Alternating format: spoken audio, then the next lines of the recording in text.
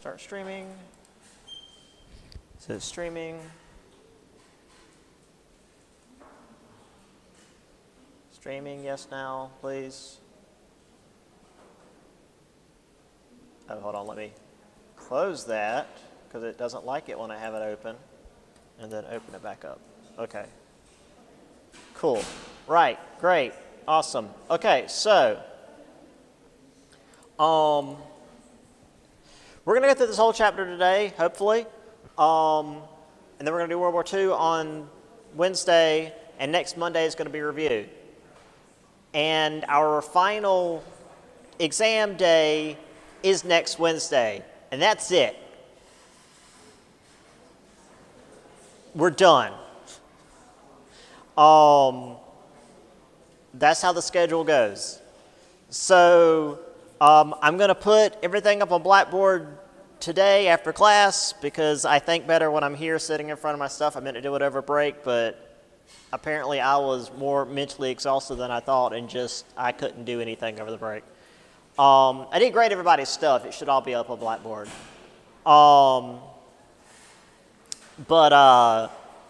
Yeah, so, maybe I didn't put it on I think I put it on Blackboard. If I didn't, I'll do that. Yeah, so we're going through this. It might be a little quick. If you don't get all the notes, don't worry about it. I'm putting it up on Blackboard as soon as I can. I'll hopefully get both of the chapters and the study guide up today. Okay, so any questions before we start? Great, we're starting.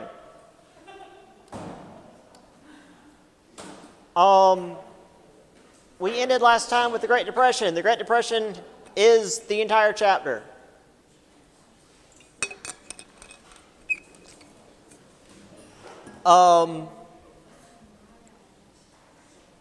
Hoover was not ready for the Great Depression, despite him having been in basically every job in the federal government, as we've seen last test.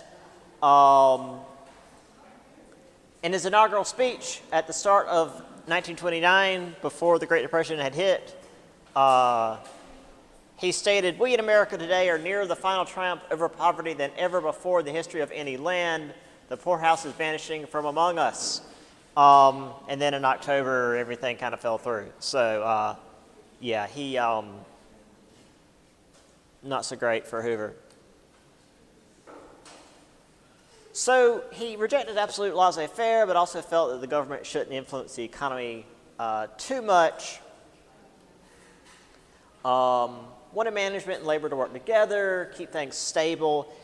This would have worked in a lesser depression because, there were many economic panics in the past, but this one was more extreme than anyone had expected. Hoover started private charities, local communities for those immediately affected, et cetera, et cetera.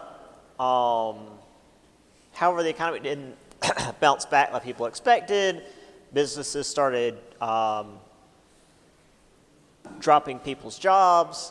Municipal funds were running out. 1,300 municipalities went bankrupt. Chicago and other cities stopped paying their teachers because, bottom of the rung.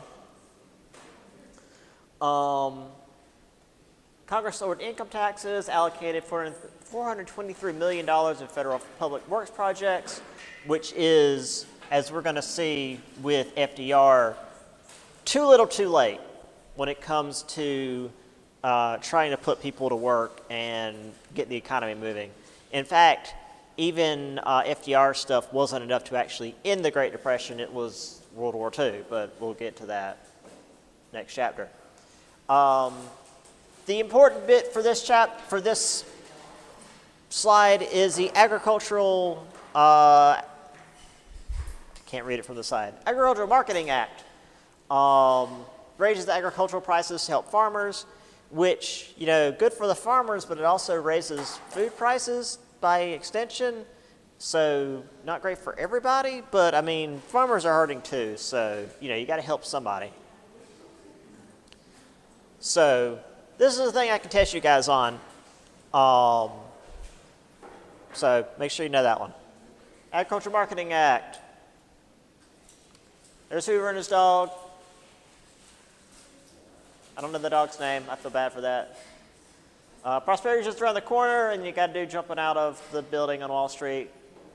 It's like, well, maybe not this corner. There again, world's highest standard of living. There's no way like the American way. And you have people standing in line for bread, essentially. Yeah, good stuff.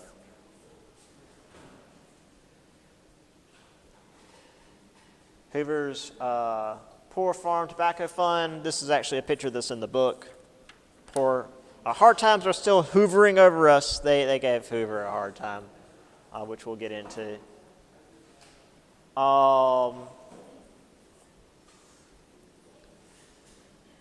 However, Hoover was more concerned about government deficit than he was about unemployment, so he pulled back on these measures that he had created, raised income to state and corporate taxes again, so this slowed down investment in the jobs, and more people began losing their sources of income. Hawley-Smoot Act raised tariffs protecting American farmers, so then other countries in turn raised tariffs so that the farmers couldn't export their goods. Don't worry about the Hawley-Smoot Act. We do have the Reconstruction Finance Corporation, RFC. This one's important. Supplied loans to banks that were in danger of collapsing, financially strapped railroads, et cetera, et cetera. This was Hoover's big thing. A budget of $1.5 billion for public works projects. This was to try to fix banks.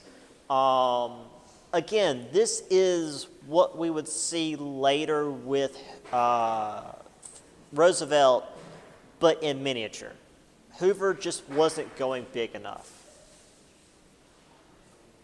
And the people who were spending the money from the RFC only spent it on institutions that could likely repay their loans, so those that needed it the worst were left out.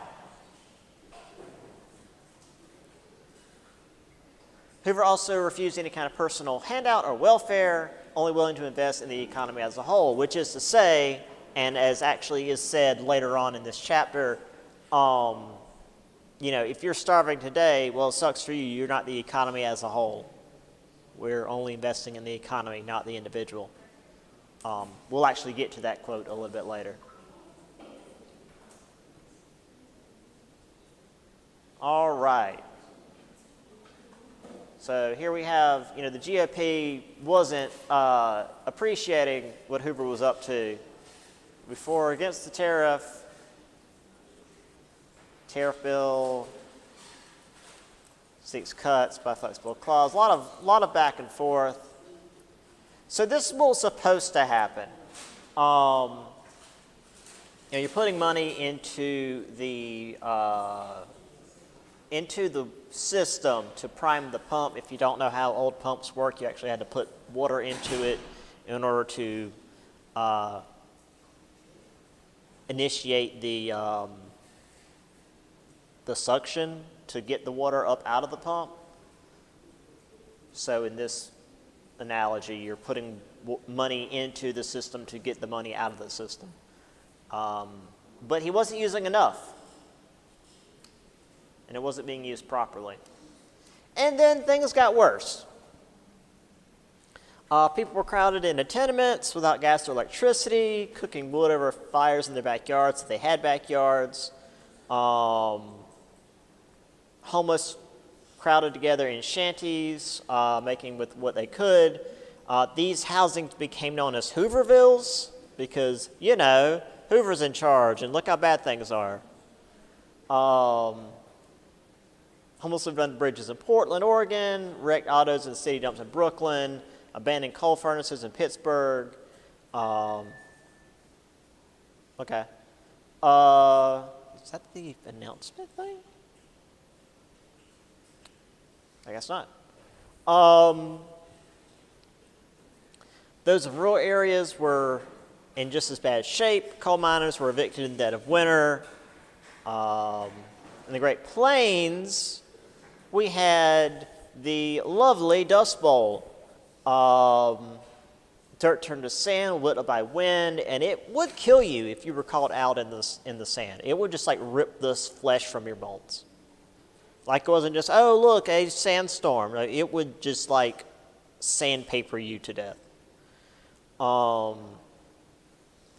So most of the residents actually stayed in the Midwest to ride it out, but a fair portion did up and leave, heading to California, often by train, sometimes by auto or even by foot, to find jobs in the fruit and vegetable fields. The people living there weren't super happy about more poverty-stricken people showing up, calling them Okies, despite not many of them actually being from Oklahoma, and this inspiring John Steinbeck's The Grapes of Wrath, which I've never actually read, but it's one of those old books that you may or may not have to read in high school that you don't want to read. But, you know, important for really getting into that period of time. So we have I got a lot of pictures of these Hoovervilles shantytown things. Got more than I realized, actually.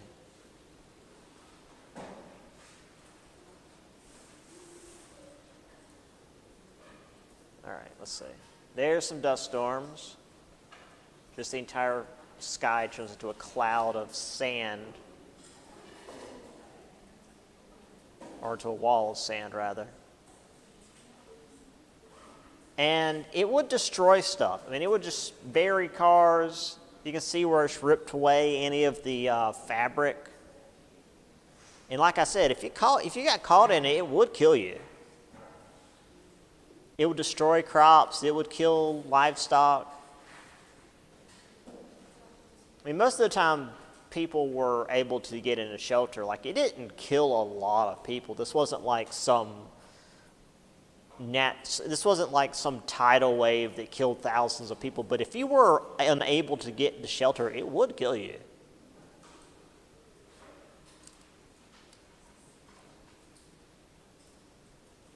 And then people heading westward.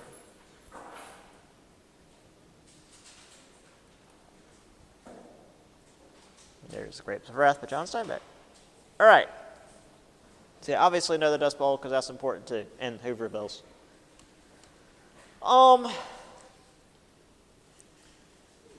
Things are worse for minorities because, of course,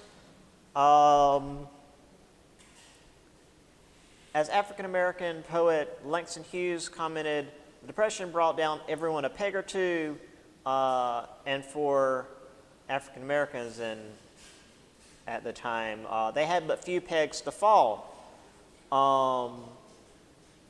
Most didn't have their own land. They were sharecroppers, and we know how bad that whole thing was to begin with. Forced off the land, job market was shrinking, so the competition for jobs was even worse. So there were greater racial tensions, more lynchings, which went from 59 in 1921 down to 7 in 29, back up to 24 and 33, and those are just the ones that were reported. Because I'll tell you, there's plenty that wouldn't get reported in certain states. The big one to talk about is Scottsboro, Alabama.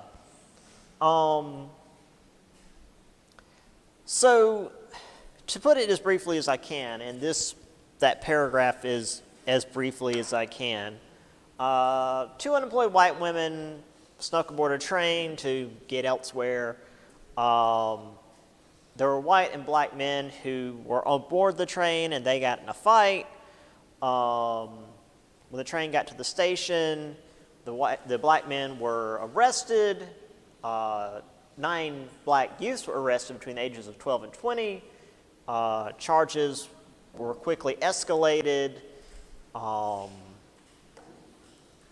They were almost lynched before they could even stand trial. So these so-called Scottsboro 9 were convicted by an all-white male jury. Only the youngest was not given a death sentence.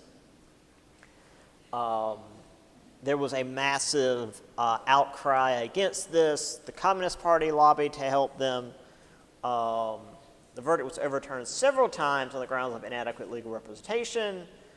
There were no blacks on the juries, in fact, none at all, because they were excluded because, you know, no sort of equal representation in the law.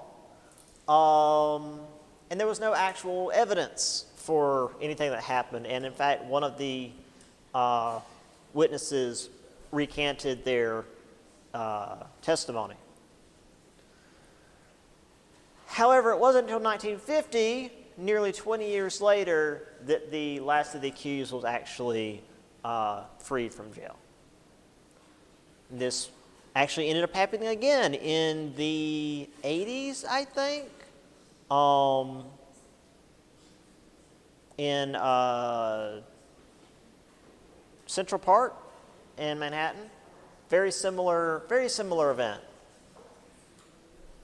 And very similar outcome. It was just like 5 black teenagers that were accused of attacking, I want to say it was like a group of white women, and they were immediately thrown in jail without barely any kind of trial.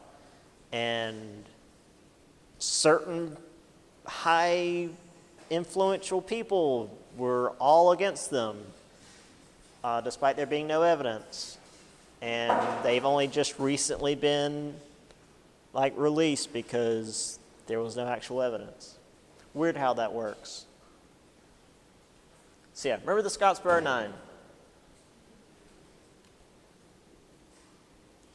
So we have the families surviving as best they can. And there we had the Scottsboro 9. Again, I mean, a lot of them were kids. I mean, when it's 12 to 20, even the 20-year-olds are basically kids.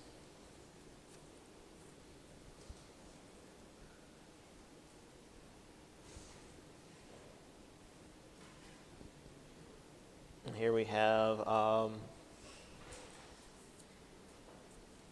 basically them calling it legal lynching, stop the lynching.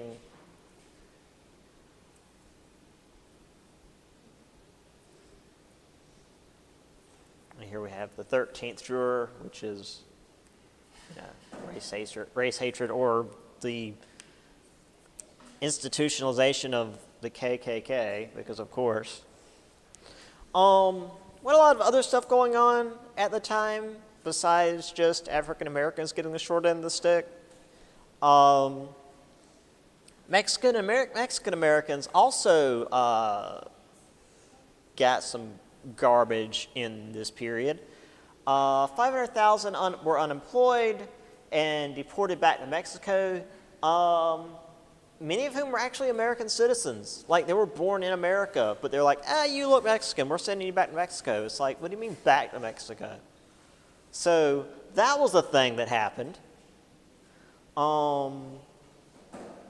Many did return voluntarily because, job prospects in America weren't great. It's like, screw it, we're just going to go to Mexico. And obviously those who were still in America weren't given the same job opportunities as white Americans, as employers said they would spend their money on, quote, tequila and worthless trinkets in the dime stores, which, it's the Great Depression, man. Let them have some tequila. But that's also racist. Hey, guess what? On the West Coast, Asian Americans were getting shit. Can you imagine? Japanese were barred from entry after 1924. Immigrants, or the Issei, worked as farmers, grocers, and gardeners. but they couldn't own land because of that whole law that happened. Those who were born in the U.S. with college educations, known as the Nisai, still couldn't get any kind of college education jobs because racism. And often simply would return home to take over their family businesses. About a fifth of the Japanese American population would return back to Japan in the 1930s because America is not exactly a land of opportunity unless you're white and Christian and male. Chinese, of course, similar thing. I mean, they've been not citizens since like the 1800s because obviously the government was helping them. And Filipinos, despite being like colonial members because of the whole thing we did to them, they were brutally treated by Americans, and Congress passed the Tidings-McDuffie Act, which granted independence to the Philippines, but also restricted any kind of immigration from the Philippines into the United States. So it's like, hey, so we like did war crimes to you guys for something like 17 years. You guys can have your independence now, but also you can't come to our country at all. So enjoy that country of yours that we destroy. Bye.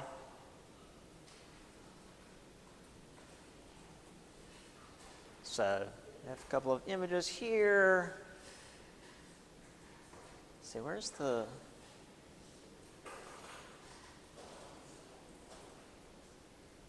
Yeah, there's... Thanks there, Uncle Sam.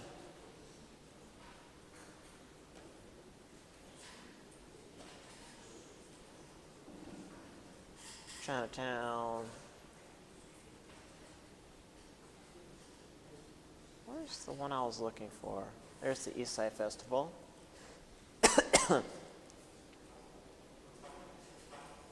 Here we are. There were raids against the Filipinos, like actual real violent attacks.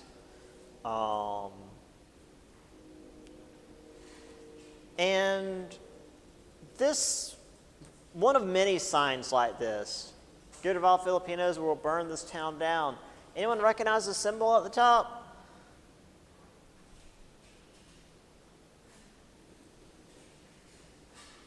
Group we've talked about quite a bit already. What's that? Say that again. Yeah, that's the Klan. That's the Ku Klux Klan again. They're that's one of their many little symbols there.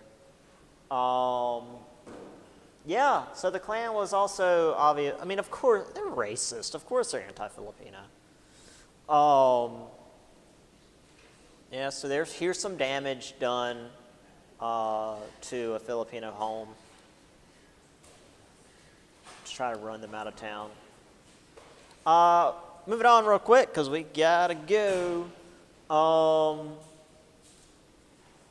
So many men were left unemployed. Women had to make up for lost income. Of course, income inequality. So, like, if men lost a job and women managed to get a job in a similar field, they weren't able to make the same amount of money. Women were seen as being in charge of the households. They had to raise children, offer emotional support in addition to trying to make up the money. So to try to help, federal and local governments passed laws which made it so married women couldn't hold certain jobs, civil service and teaching positions, so that these jobs could be opened up to married men instead. So cool, I guess. And by that, I mean not at all.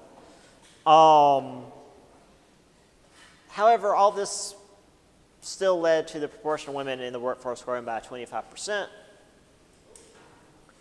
Obviously, it hit black families the hardest because black men were facing higher unemployment rates. Black women were picked over for white women for the few jobs that were left. But still, families largely managed to get by, tighten their budgets, would not go and get new televisions or new clothes. They just sort of patch up what they had. If they had a car, they would, not. This was before the era of the hot rod. They wouldn't, go tearing down the street and wrap it around a tree. Any of the extra money they did have, they'd, maybe go to the movies every couple of weeks just to kind of get away from everything, or buy a radio. Radio sales actually doubled in the 1930s because the radios were relatively cheap, certainly cheaper than a television, and they would open up lots of options. You could listen to the news, there's all sorts of music you could listen to, and there were all sorts of radio shows. If your parents are anything like mine, my dad is settled into just a constant stream of Westerns. And he got curious one day and wanted to see how far back one of the Western shows went, because he just remembered it being on forever, as far back as he could remember. And it actually started as a radio show. It went back that far. It started out as just like something you'd listen to on the radio. Radio dramas were a thing. They're pretty neat. Radio sales actually doubled in the 1930s despite the Great Depression going on. Hint, hint, that's something I think is cool, therefore it's on the test. All right, here's a famous image from the Great Depression. These women in, it looks like a seamstress job. Some more mother with her little gremlin children. Here's a response to kicking married women out of jobs. Families making do with, it looks like 3 sons. Oh God, they look like menaces. All right. They got a dog. He's just done. He's just like me as a child. I was 3 years old and my sister was born, and I just aged like 20 years immediately. All right. And then, of course, again, black families having it worse off. That's where you sit in the cold houses right next to the stove.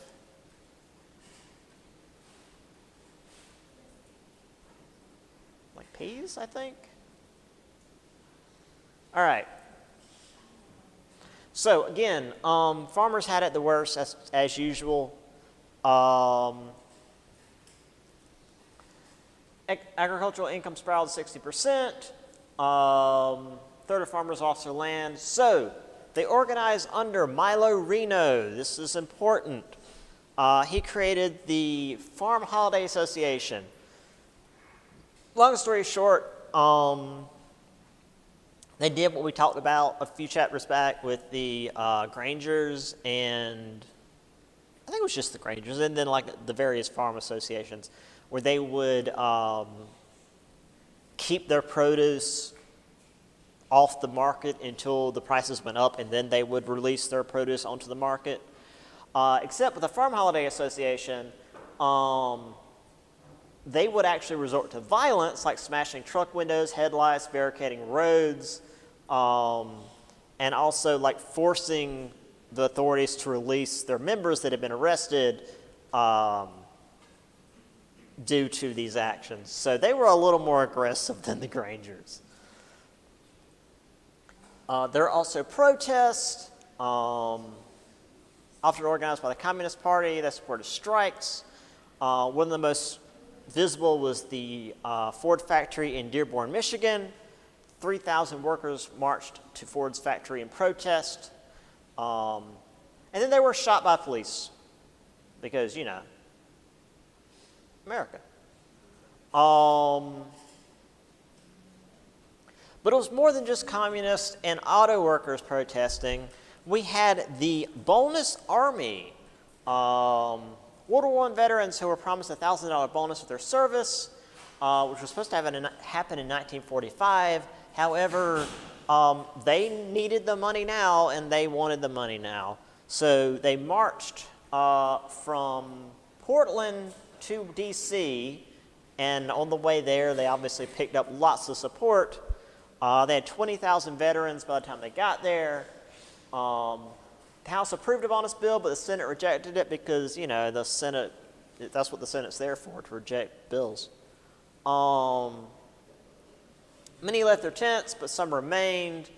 And then General MacArthur, the person that you only learn about in history as being a great hero in World War II, did some war crimes and used excessive force to disperse these World War I veterans, injuring 100 and killing 1.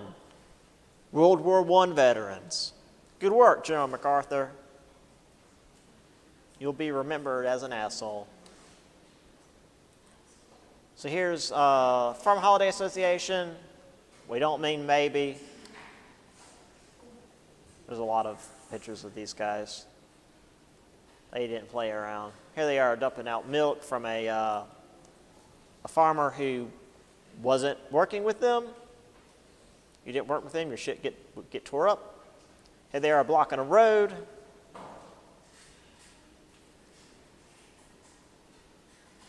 Here is Nebraska communists trying to support a strike in a chicken plant. Some more strikes going on. I think the next, here's a policeman peacefully working with a protester.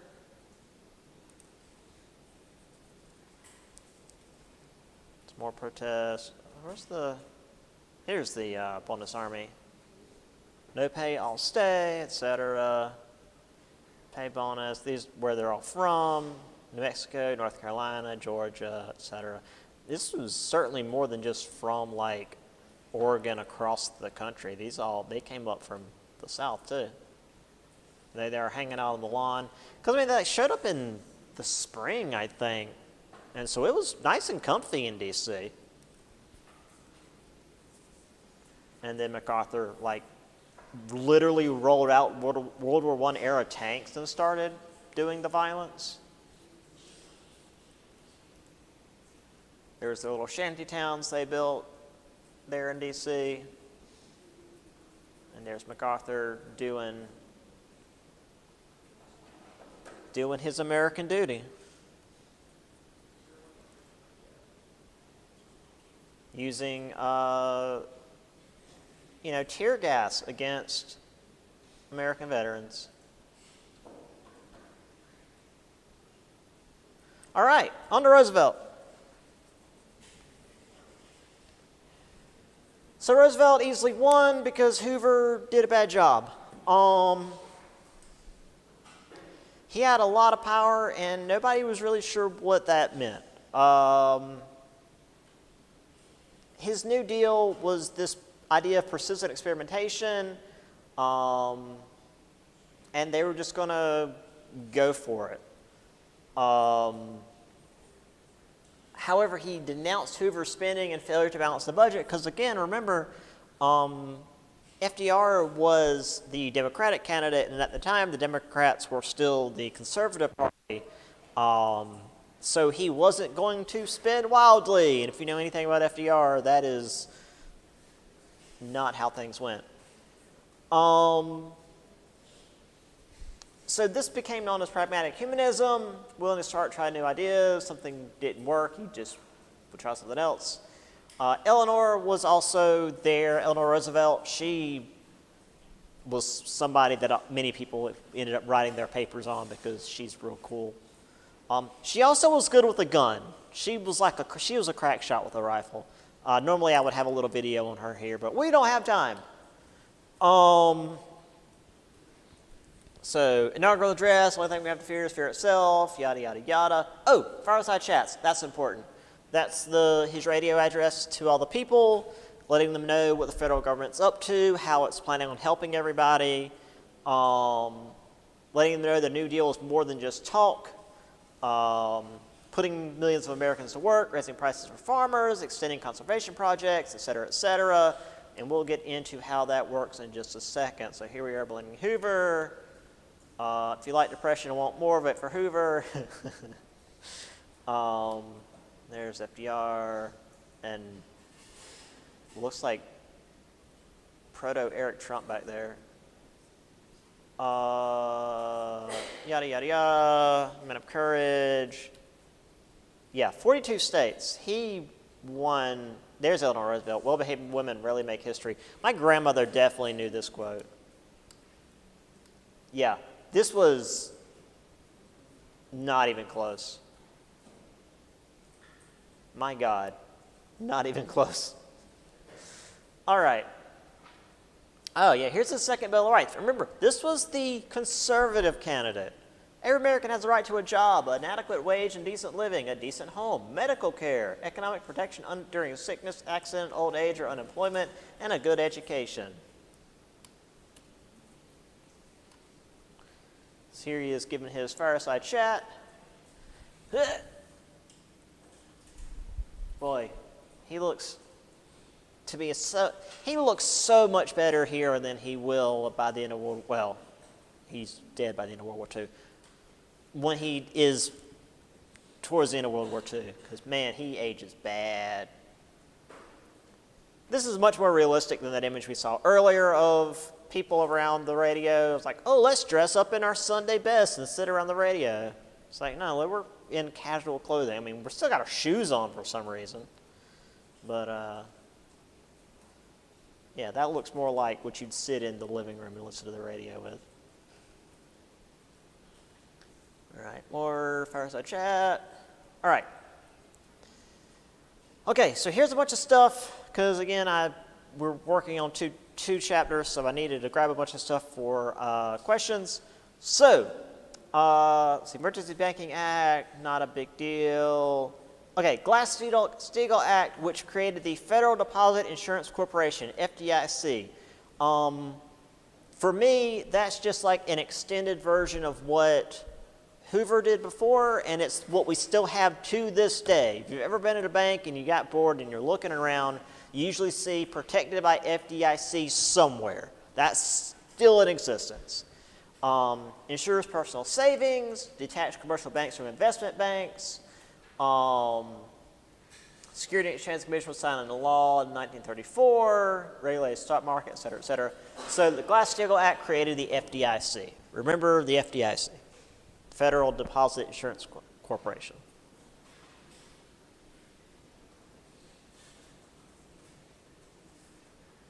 This was a much larger step than what Hoover had done with the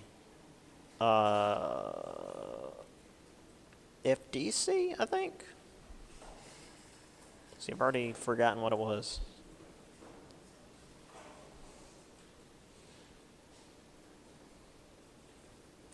That's agricultural. No, RFC, Reconstruction Finance Corporation, and this is the FDIC by comparison, which is just for banks. However, he was still worried about deficits, so he cut $1 million in government workers' salaries, veterans' pensions, etc. However, to make some of that money back, he ended prohibition with the 21st Amendment. Hey, 21st Amendment, I know that that's just another number, but 21 is the legal age of drinking, I think, in every state still. So remember the 21st Amendment. That's when Prohibition ended.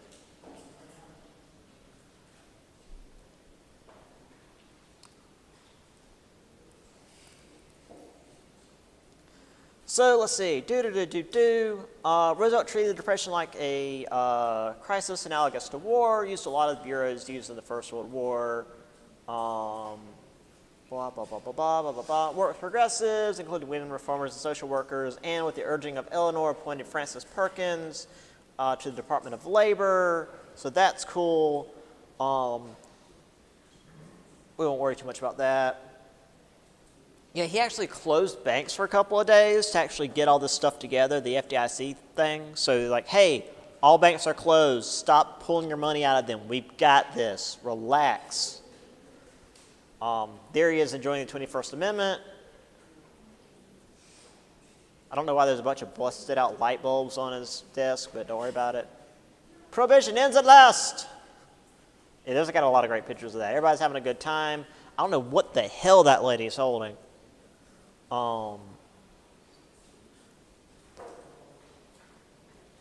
Everybody's having a good time. Where's my favorite picture? We want beer. I'm pretty sure this one's Photoshop. This one isn't. I saw this in Ireland. He's fine. All right. So, Agricultural Adjustment Act paid farmers subsidies to produce less in the future, paying those who already had surplus to plow under a portion of their stuff.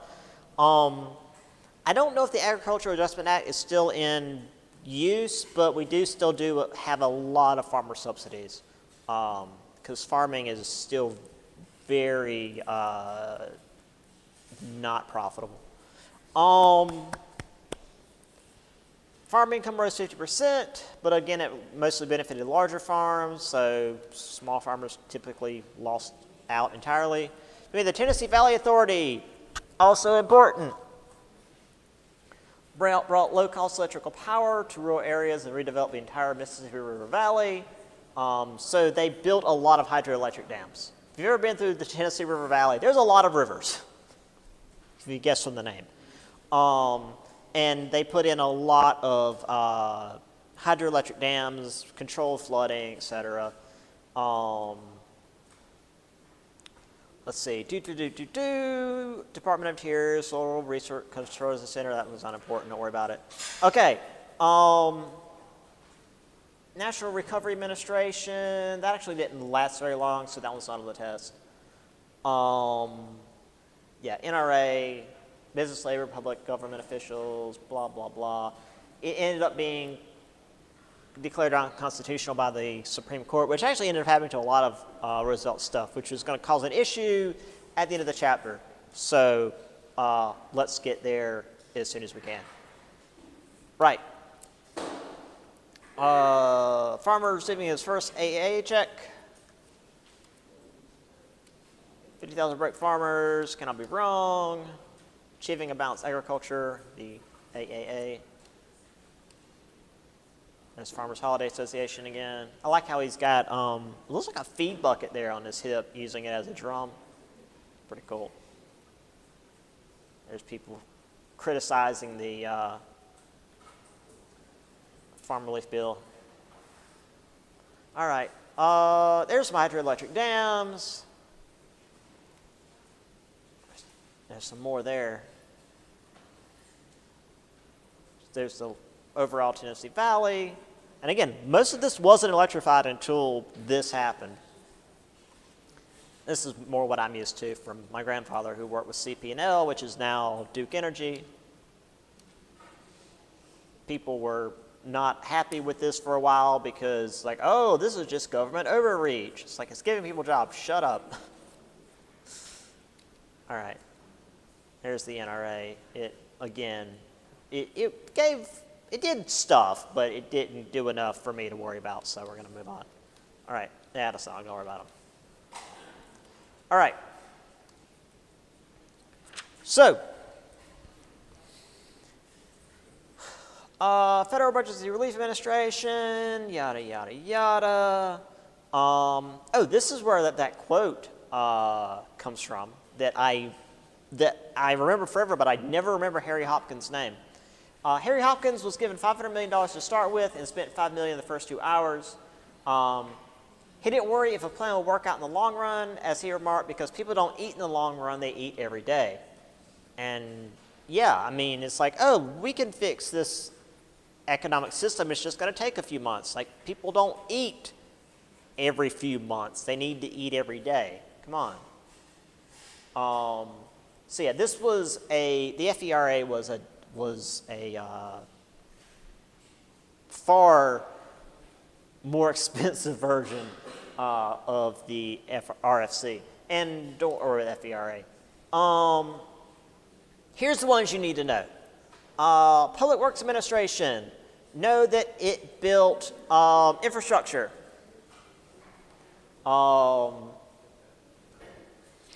Architects, engineers, skilled workers rebuild the infrastructure, so a bunch of dams, schools, sewage plants, port facilities, that sort of thing. Civil Works Administration also did a lot of roads and whatnot. It was much shorter, but put a lot of people to work.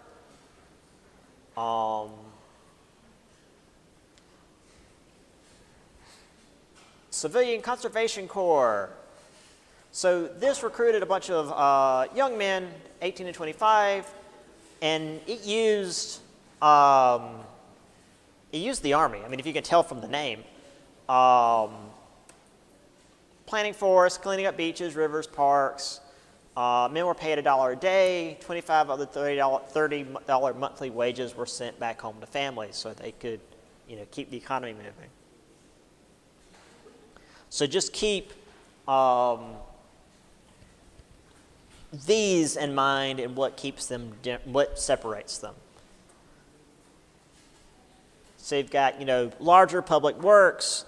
CWA is largely roads, and the Civilian Conservation Corps was run by the Army. You can tell by the name. And the Tennessee Valley Authority is the electricity one.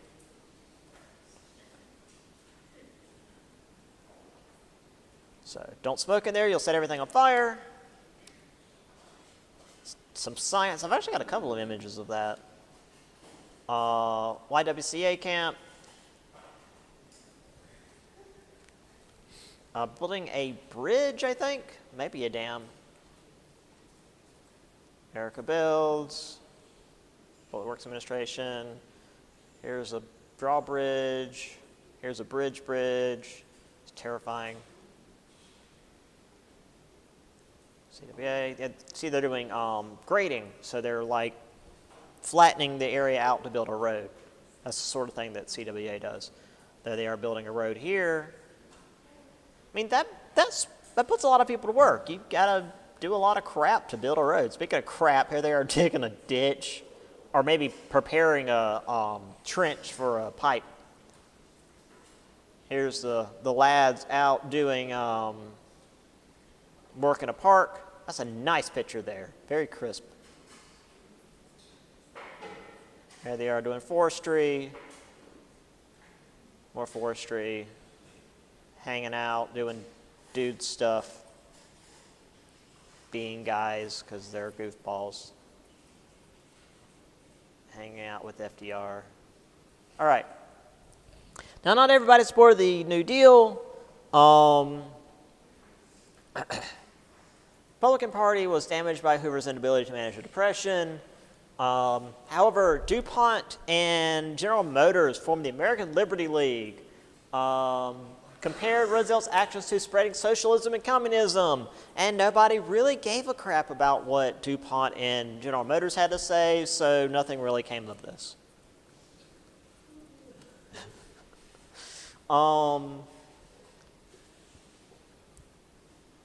The Communist Party also criticized Roosevelt to some degree because he wasn't doing enough for the people. There were many artists and intellectuals on the left, and they could reach more people through their art and writing. However, the number of communists in America dropped dramatically because word of what Stalin was up to had gotten out, and people were far less inclined to be associated with, I don't know if you call it, well, it wasn't war crimes because there wasn't a war going on, but, human rights violations. There were three specific individuals that Roosevelt's challenge came from. The main one we're talking, well, there was Francis Townsend with the Old Age Revolving Pensions Corporation, which will actually, Roosevelt will turn around and make Social Security. Charles E. Coughlin is actually the one that's on the test. I'm just going to go ahead and give you that. He was a Catholic priest, organized the National Union for Social Justice. This was like a newspaper. And it was a newspaper and like a radio show. Help debt-ridden farmers and use radio broadcasts to spread his message. And then we had Huey Pierce Long, who was like a political dude, but he actually didn't get very far either. So there was Roosevelt wanting more power. American Liberty League, that didn't go anywhere. Is the New Deal socialism? Question mark. This way to progress. Join the Communist Party. There's a Townsend plan. There's Father Coughlin. In fact, that's the same picture that's used in the book. Here's the social justice front page if you want to know what his little pamphlets were about. First topic, Jews plot to ban social justice. MacArthur can whip the Japs, but can't FDR. Why Mahatma Gandhi wears a loincloth. Okay.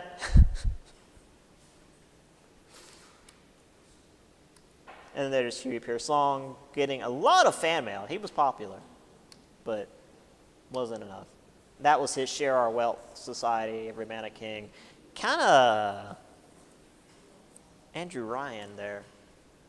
All right. Let's get to the end of this before my brain explodes.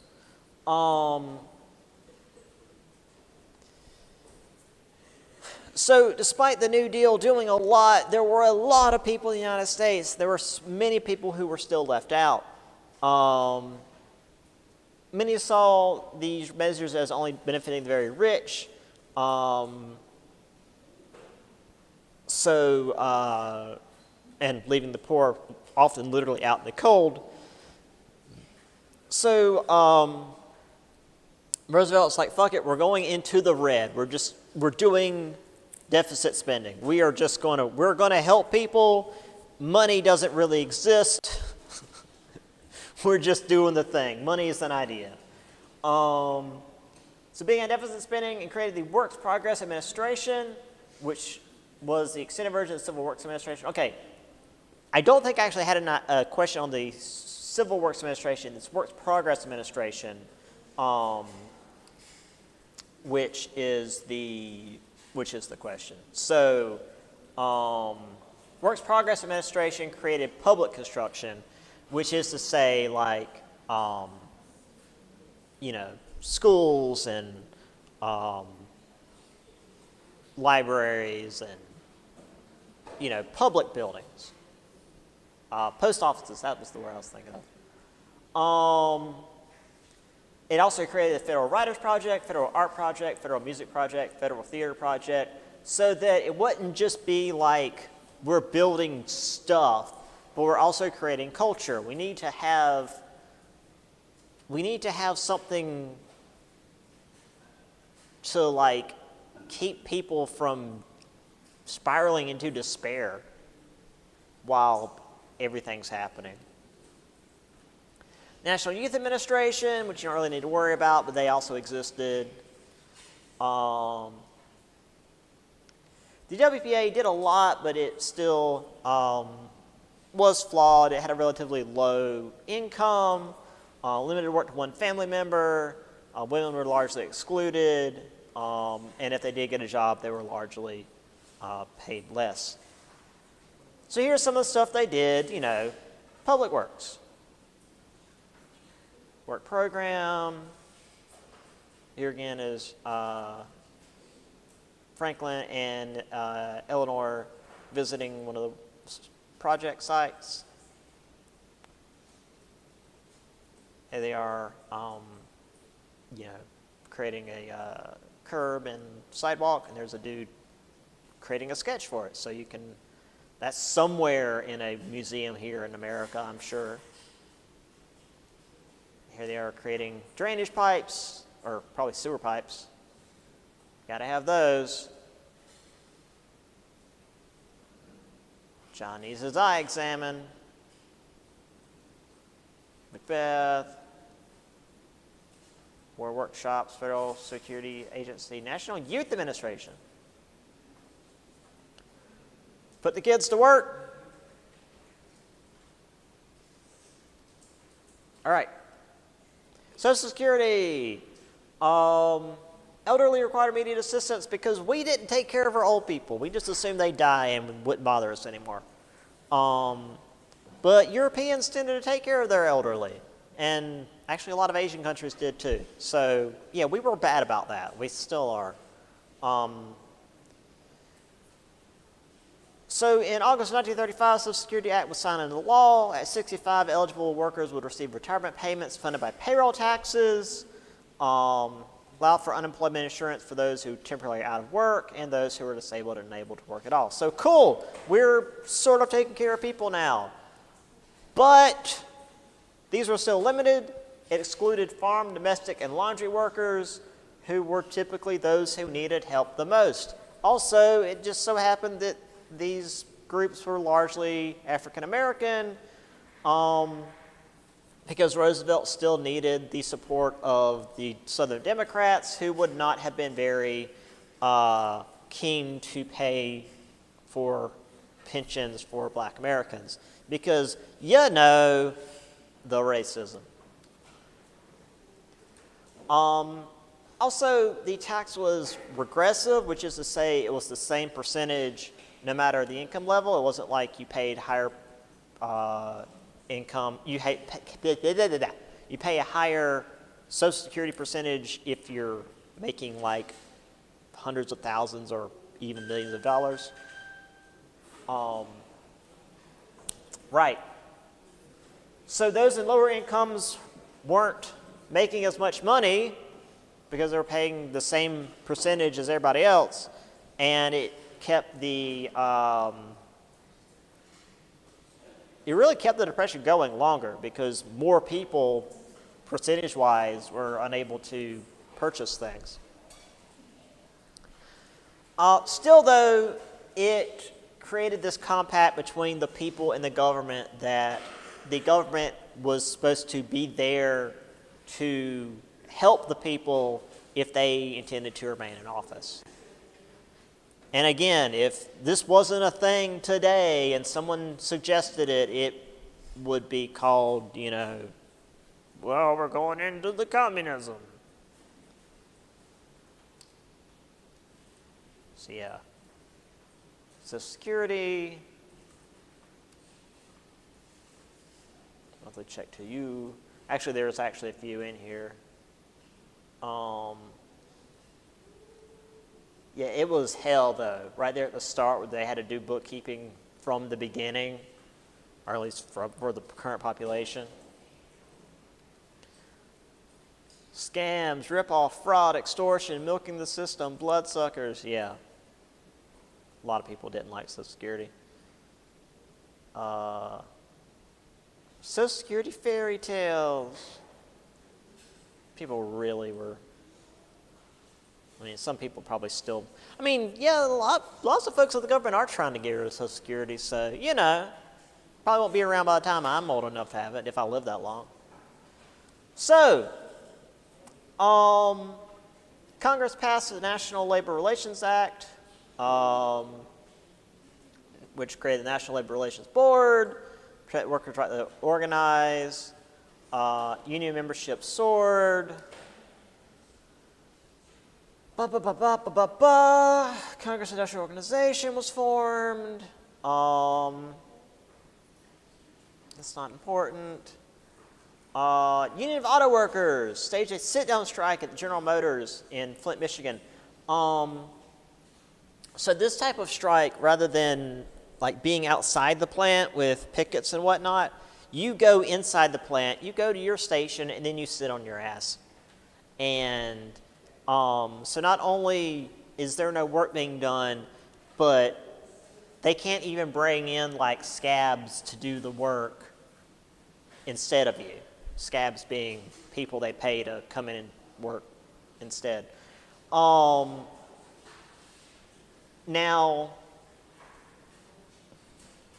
GM could have, well, GM tried to just wait them out because, you know, there's not food in a General Motors plant. However, the community rallied. Their wives and daughters, called union maids for the Women's Emergency Brigade, brought food and water to the strikers, so they were able to just like stay in there as long as they could. It took 6 weeks, but GM finally admitted defeat and recognized the union. So during this period, unions were recognized by the government and were allowed to strike without being, you know, put down by the National Guard or whatever. So this was actually a big win for organized labor. And, you know, a lot of people didn't appreciate this, but whatever. If I went to work in a factory, the first thing I would do would be to join a union, said Franklin Roosevelt. And then again, people, redistribution of wealth, self-perpetuating political barons, utopian dreamers, collectivism, communists, because that's just, we're just going to throw that in there. CIOs, the big group we're talking about. All right. You know, the automobile workers, here they are hanging out. I like how they were using the seats you normally would put in the automobile to just hang out. They had their own little orchestra. Dudes rock. Bunch of guys sitting there reading newspapers. And there's the union maids. All right, we're almost done. Appointed black advisors to help him with issues of race, reverse Wilson's segregation policies, because again, Wilson was shit when it came to racism. Civil Liberties Union, which later became the Civil Rights Section. The Department of Justice was formed to investigate racial discrimination. Eleanor Roosevelt. She quit the Daughters of the American Revolution when they refused to allow Maria Anderson, a black singer, to perform in the Constitution Hall. And specifically, we're not done. Specifically, brought Anderson to sing on the steps of the Lincoln Memorial before an integrated audience of 75,000 and to millions more on the radio. So, again, Eleanor Roosevelt didn't play. So most lasting effect was the shift to the Democratic Party for African Americans, which has largely lasted to the present day. There's a quote here, "Go turn Lincoln's picture to the wall," a black observer rally commented after the election. "That debt has been paid in full." And by the time of Nixon, in the Southern strategy, yeah, that the party did completely flip, and well, we see how things are. Okay. Still, though, New Deal policies tended to exclude black-dominated jobs, and Roosevelt didn't really work too much on fixing this because he was still a Democrat and he had to keep Southern Democrats on his side. Things were still pretty bad with Native Americans. Indian Reorganization Act struck down the Dawes Act and tried to help Native Americans to some degree, but it was mostly half measures. So we have this here.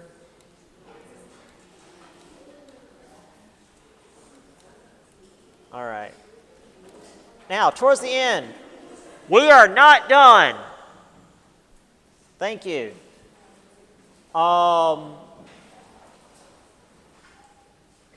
So, he beat Republican Alfred Landon very easily. However, he did get in trouble with this court packing plan because the Supreme Court kept striking down his ideas, and he decided, well, you know, maybe we should add a new member to the Supreme Court for any that were over 70, as long as we don't get over 15 justices. And everybody freaked out.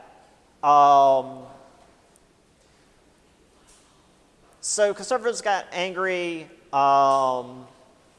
He did back down, but still Social Security, Wagner Act, other New Deal legislation got through. It alienated a number of Southern Democrats, and they joined with conservative Northern Republicans. And this would eventually actually lead to, again, the Southern strategy in a few decades. Still, though, they wouldn't be able to block legislation. They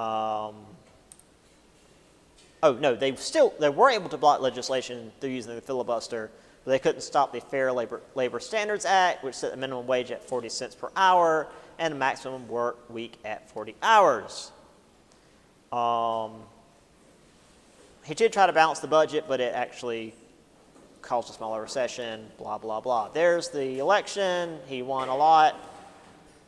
Yeah, even more than last time. Jesus Christ, 523 electoral votes to 8. My God. Yeah, so again, the court packing plant, vote the Republican ticket. You sure? Anyway, yeah, the issue was the court packing plan. Remember that one for sure. Here's a bunch of little FDRs. That one's funny. Conclusion.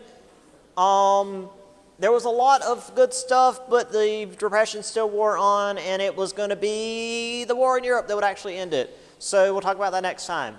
We finished the chapter. Okay, y'all can leave now.